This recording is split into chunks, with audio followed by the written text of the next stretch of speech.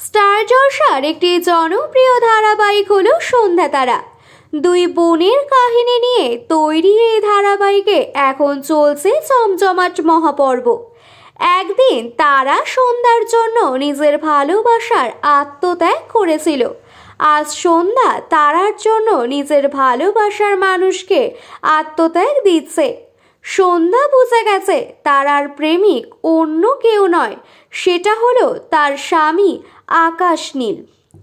এই কথা ভেবে সে তাদের জীবন থেকে সরে যেতে চেয়েছিল, কিন্তু সফল হয়নি। তাই আবার সে সরে যেতে চাইল। তার সেই চেষ্টা এবারে সফল হলো। সন্ধ্যা তাদের দুজনের মাঝখান থেকে সরে যাওয়ার জন্য আকাশকে ডিভোর্স দেওয়ার কথা বলে।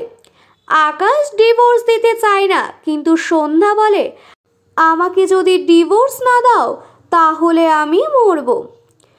আকাশ উকিলকে বলে, আমার কাছে সন্ধ্যার বাচ্চাটা আগে। এই বলে সে ডিভোর্স দিতে রাজি হয়ে যায়।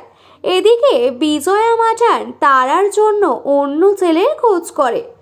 তার সাথে বিয়ে দেওয়ার কথা ভাবে, কিন্তু ভালোভাবে খোঁজ না নিয়ে সন্ধ্যা কিছুতে এই বিয়ে দিতে রাজি হয় না।